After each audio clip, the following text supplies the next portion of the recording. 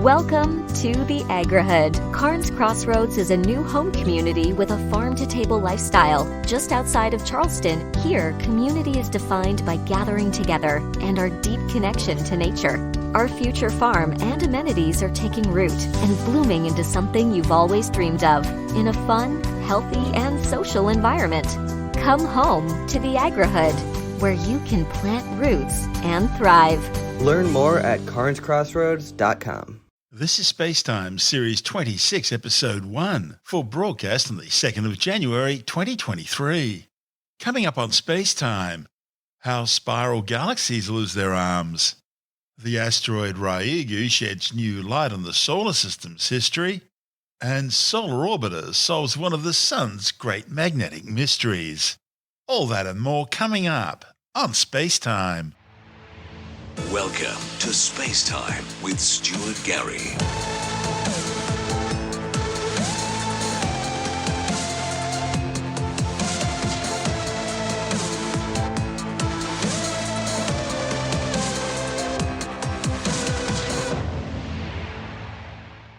A new study suggests that spiral galaxies, like our own Milky Way galaxy for example, tend to lose their spiral arms when they lose the molecular gas needed for star formation. The findings, reported in the monthly notices of the Royal Astronomical Society, are based on new computer simulation tools using artificial intelligence to accelerate their learning. Ever since the Hubble tuning fork, sometimes referred to as the Hubble sequence, which classifies galaxy morphologies, was invented back in 1926, astronomers have been refining their understanding of galaxy evolution and morphology as technology advances. For example, by the 1970s, scientists had confirmed that lone galaxies tend to be spiral-shaped. However, those found in galaxy clusters were more likely to either be spherical and featureless, what we refer to as elliptical galaxies, or flat lens-shaped lenticular galaxies. And the new AI computer simulations may finally have ended the decades-long debate about exactly how spiral galaxies evolve to become either ellipticals or lenticulars. The simulations are showing there's a whole bunch of different things going on when lots of galaxies get packed together. It seems the spiral arms in galaxies are really fragile, and as you get higher densities in galaxy clusters, spiral galaxies start to lose their gas.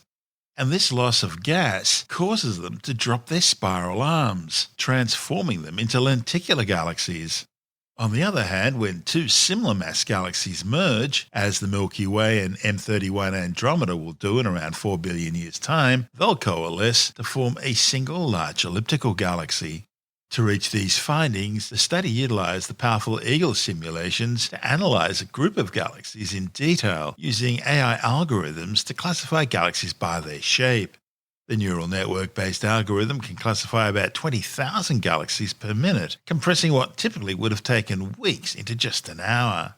And the results of those simulations closely match what's actually been observed in the real universe, giving researchers the confidence to use the simulation results to interpret observations of galaxy clusters. But the studies also identified several lenticular galaxies outside of the high-density regions where they're expected to be found.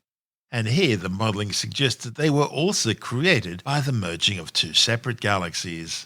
One of the study's authors, Kenji Becky, from the University of Western Australia node of the International Centre for Radio Astronomy Research, says there's been lots of suggestions over time, but this is the first work to put all the pieces of the puzzle together in a single package. So in this work, we try to identify galaxies in the supercomputer simulations.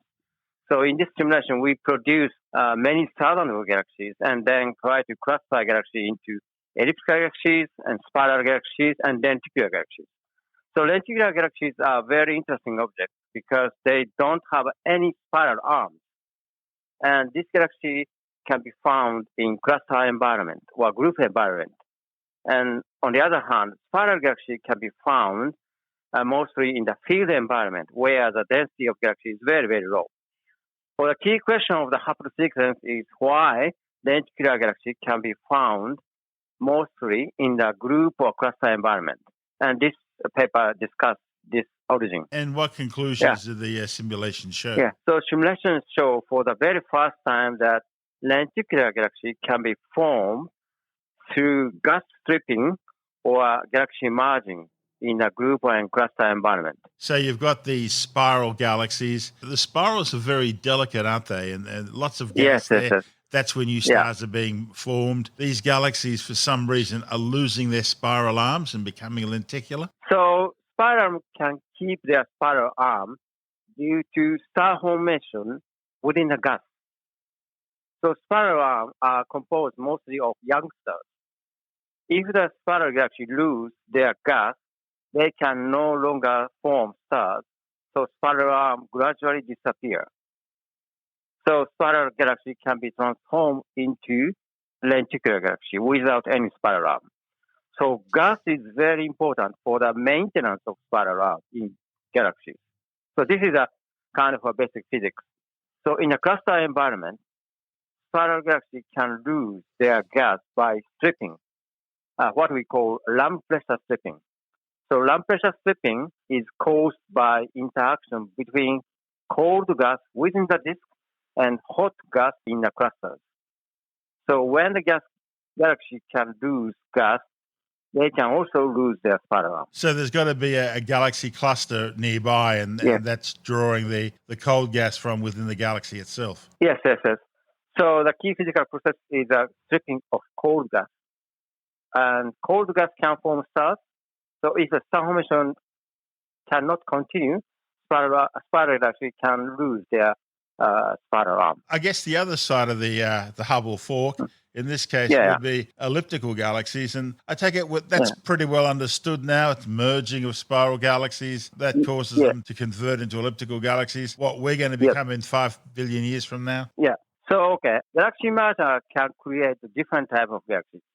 If the mass ratio of two galaxies is larger than 0.3, the two spiral galaxies can be transformed into the elliptical galaxies. But the mass ratio of the two galaxies is very small, like 0.1. These two galaxies can become the S-scale galaxies. So the first one is major merger. Second one is minor merger.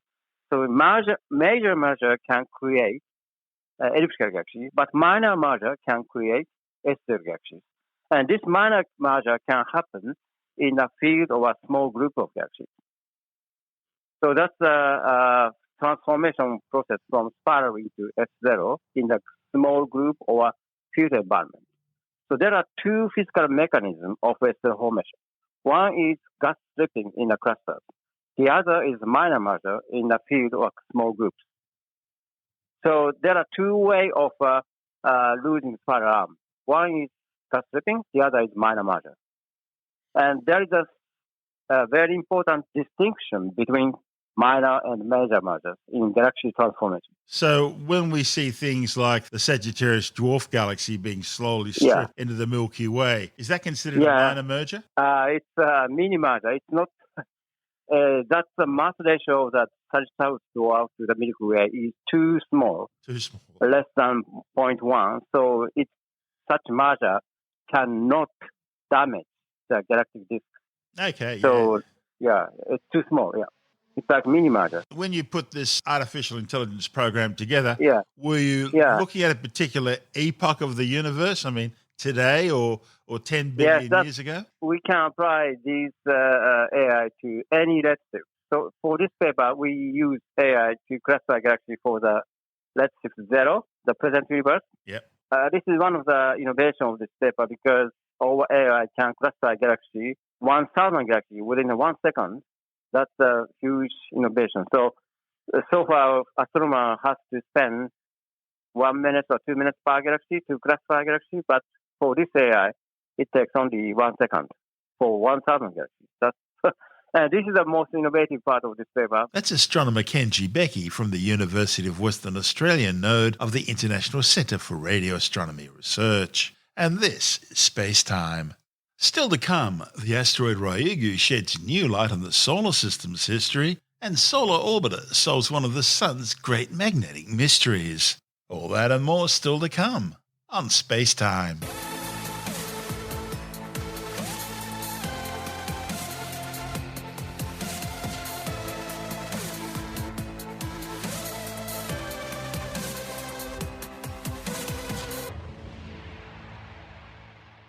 Scientists studying samples returned to Earth from the asteroid Ryugu have found that it's composed of some of the first solid material in our solar system. The material is known as Ivuna-type carbonaceous chondrites, and it's named after the Ivuna meteorite which landed near Ivuna in Tanzania back on December 16, 1938.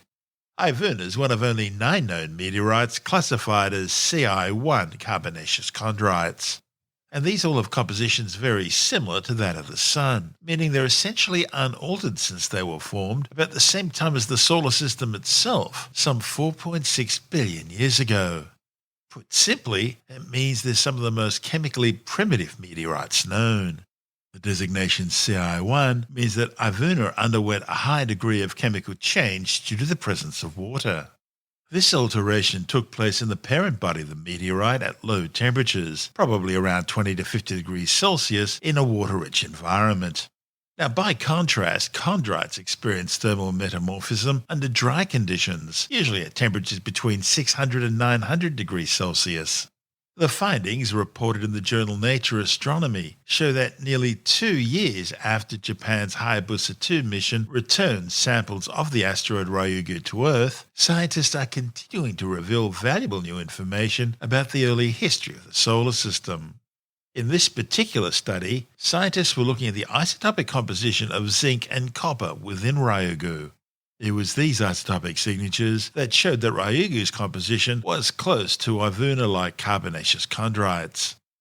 By the way, Ryugu-like material from the outer solar system accounts for about 5 to 6% of the Earth's mass, so we're finding out not just about the solar system itself, but also about our own planet. Meteorites found on Earth give scientists access to samples representing the first moments of the solar system. However, the return to Earth in December 2020 of the Japanese Space Agency's Hayabusa 2 mission provided much more than that. It gave scientists 5 grams of pristine Ryugu fragments, pieces of another world, which had been completely unaltered since their arrival and stay on Earth.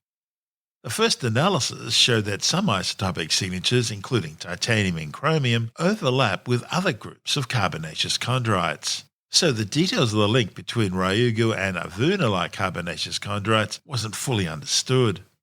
Zinc and copper are 2 moderately volatile elements, and they're key to studying the process of accretion of volatiles during the formation of terrestrial planets. The different groups of carbonaceous chondrites show distinct copper and zinc isotopic compositions, with Ivuna-like carbonaceous chondrites being more enriched in volatile elements. So by carrying out the additional analysis of the copper and zinc isotopic compositions of Ryugu, scientists wound up with access to a crucial tool for studying the origin of the asteroid. They found that the isotopic ratios of copper and zinc in the samples of Ryugu were identical to carbonaceous chondrites, but different from all other types of meteorites. By finally confirming the similarity between Ryugu and carbonaceous chondrites, the study establishes that these primitive samples of this asteroid represent the best estimate for the solar composition to date for copper and zinc. The 900-metre-wide asteroid Ryugu is classified both as a NEO or near-Earth object and as a potentially hazardous asteroid of the Apollo group of asteroids whose orbit takes them inside Earth's orbit around the Sun for at least part of their journey. And that makes them pieces of space rock worth studying. This is SpaceTime. Still to come, Solar Orbiter solves one of the Sun's great mysteries, and later in the science report, researchers use artificial human embryos to study how the human spine is created. All that and more still to come on SpaceTime.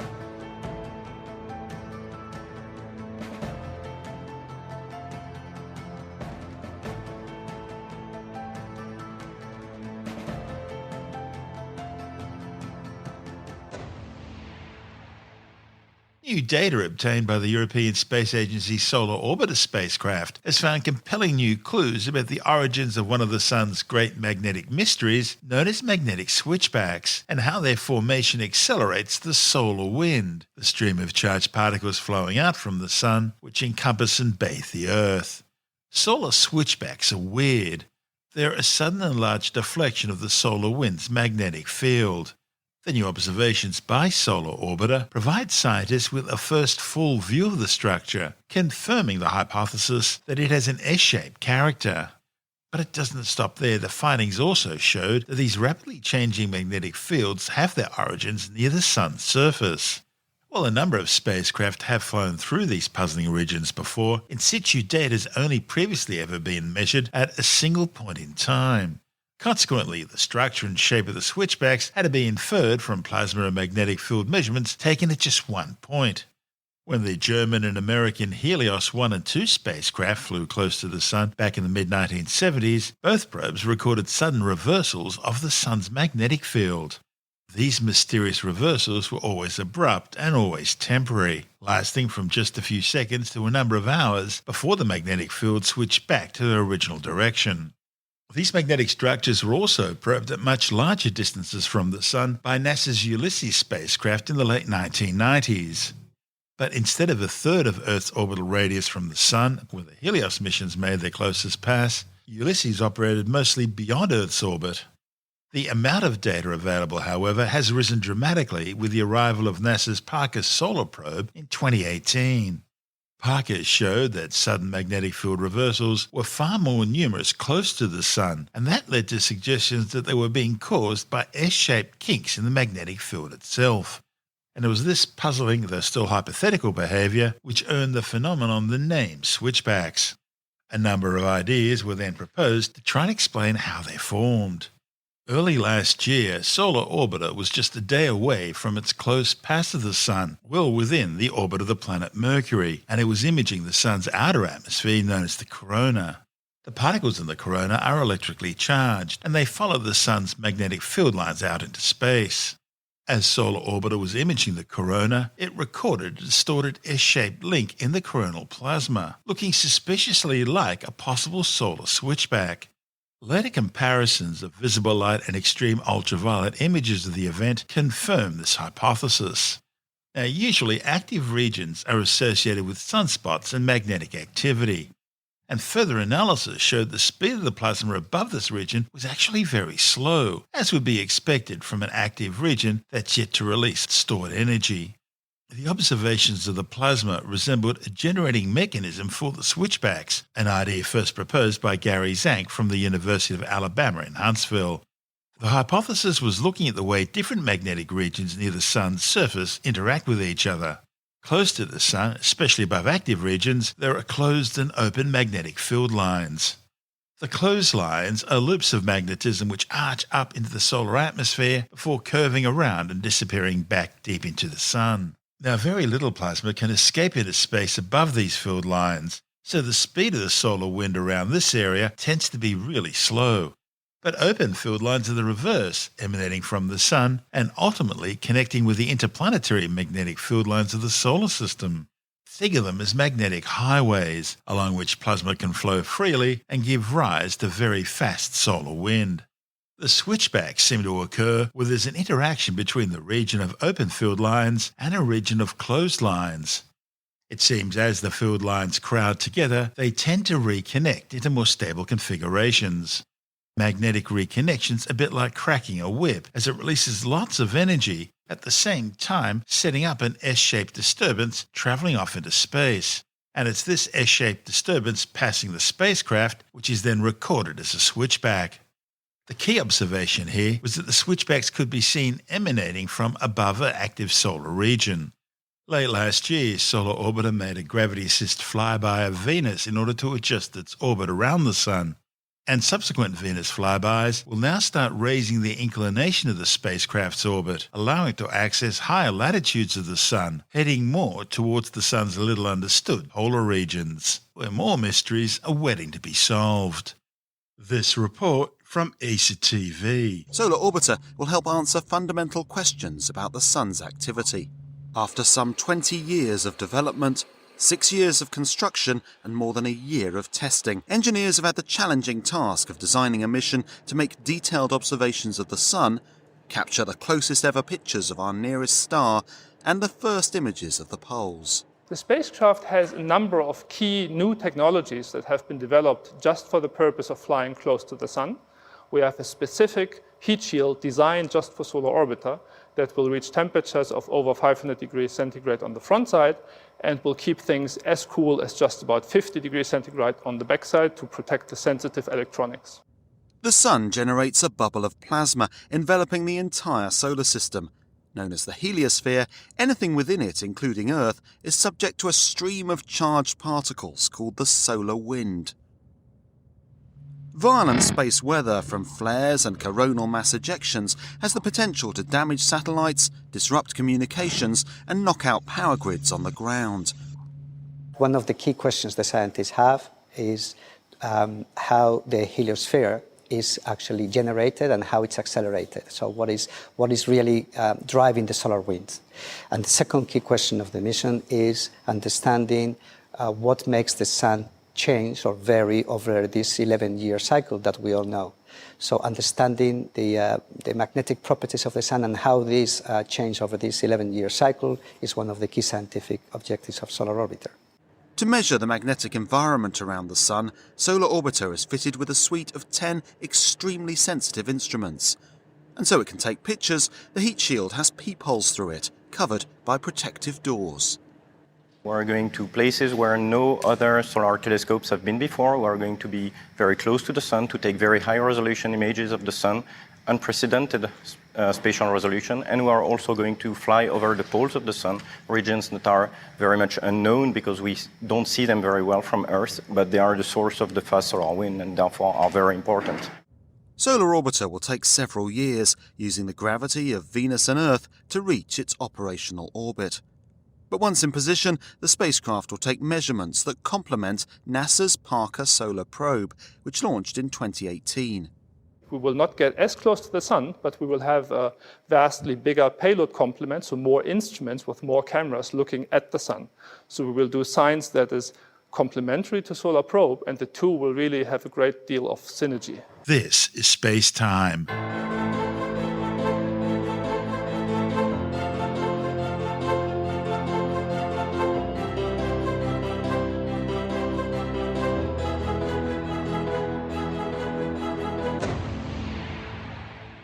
And time now to take a brief look at some of the other stories making news in science this week with a science report. Scientists have used artificial human embryos to study how a lump of tissue will elongate and form segments, creating a spine. A report in the journal Nature claims scientists created the embryo surrogates from pluripotent stem cells. These differentiated artificial human embryos when exposed to specific chemical signals. The authors are using these artificial human embryos to model human congenital spine diseases such as scoliosis by disrupting the organism's artificial spine's development. The British Medical Journal's been slammed by scientists and medical practitioners around the world after publishing a meta-analysis study which wrongly claimed that acupuncture helped relieve lower back and pelvic pain often experienced during pregnancy. Dr. Steve Novella from Science-Based Medicine criticized the analysis, saying the study clearly showed that acupuncture didn't work other than as a placebo.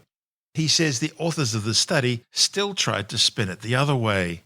He questioned how the authors could have reached their conclusions based on the scientific data they published. Novella says the meta-analysis was based on just 10 studies. Most of those studies weren't blind, which should have disqualified them immediately. And none of the studies were double-blinded, which is the accepted standard for scientific research. The British Medical Journal's analysis also glossed over studies with unfavourable results. 2 of the studies it did include had a greater than 20% dropout rate. The people dropped out because the acupuncture wasn't working, meaning those left were skewing the results. Novella says the studies were showing publication bias, with the scientifically stronger, more rigorous studies which showed less support for acupuncture given less attention, while the scientifically weaker, less rigorous studies, which were more supportive of acupuncture, given far greater prominence. Importantly, the meta-analysis also failed to show which acupuncture points were being used. That's important because different acupuncture practitioners use different locations on the body because there's no agreement between practitioners about where the acupuncture points are actually meant to be, or for that matter, what each point does. None of the studies shown in the meta-analysis use the same acupuncture points. Novella says that's because they don't really work, so it doesn't matter. Now, it's worth pointing out that the organisations behind these studies and the meta-analysis were the Kunming Municipal Hospital of Traditional Chinese Medicine and the third affiliated hospital of the Yunnan University of Chinese Medicine. And the entire study was funded by the Traditional Chinese Medicine Bureau of Gudan Province. A new study has found that Australian baby boomers, those born in the 1950s and 60s, are still the most likely to use cannabis were it legal. The findings, reported in the Journal of Drug and Alcohol Review, looked at the cannabis use of some 160,000 Australians aged between 18 and 79. The authors found favourable attitudes towards cannabis use have increased over time, more so in children of the 1950s and 60s than among older or younger generations. However, the study also found that children of the 90s are beginning to catch up when it comes to their willingness to try cannabis were it legal. Ouija boards have been with us for over 100 years now, becoming especially popular for teenagers in movie scripts everywhere. And of course, they also make an appearance in real life, especially around Halloween. While most see it as harmless fun, just a parlour game to while away the hours, others swear by the board's ability to communicate with those who have passed across to the other side. But Tim Mendham from Australian Skeptics says what the true believers are really seeing is something called the ideomotor effect. In your youth, when you do a seance, as you do with your mates, you darken the room, you stick a few candles around and you... Been there, done that, yeah. Yeah, you can often set up a homemade Ouija board, right? Where you write the letters on a bit of paper and you put those around the table with a yes, no. So it doesn't have to be the upmarket, expensive wooden Ouija boards. So they're actually made, a lot of them by Hasbro, which makes a lot of board games, by the way, and with a little planchette thing, a little wooden thing that you did with wheels that you put your fingers on and it moves around. So, Ouija's supposed to be channeling spirits who then can read out particular suggestions by going to a letter and spelling out a word, or going to yes or no or goodbye, actually, is one of the options as well. So you've got a yes and no and then lots of letters around, and that's the way you spell out a message. And lo and behold, someone's discovered that people might be manipulating this. And you think, well, I've got to tell you, I'm the one who usually did that. Yes, didn't we all? And you think, and then you get the argument, no, I didn't push it. Did you push it? No, I didn't push it. What they're suggesting is not even consciously pushing, it might be unconsciously pushing. And this is the suggestion that it's something called the ideomotor effect, which is brain over physics, if you like. Your brain subconsciously wants something to happen to manipulate what you do. It's often used as an explanation for how divining rods, dowsing rods, the little sort of bent stick or the bent bit of wire or something, why they move and why they cross over, etc. That if you look at people who are using those things, their hands tend to move a little bit, only a tiny bit, because these things are way off centre of balance. So a tiny movement subconsciously can move divining rods, and they're saying the same thing can apply to moving this little planchette around. That's not accounting for the fact that some people are pushing it on purpose, like you or me.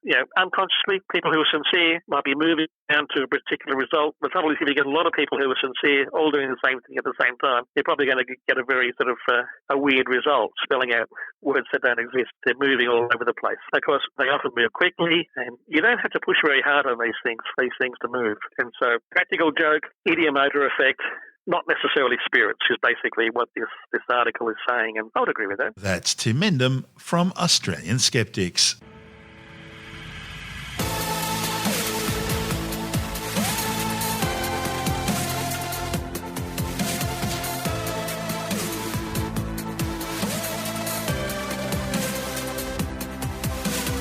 And that's the show for now.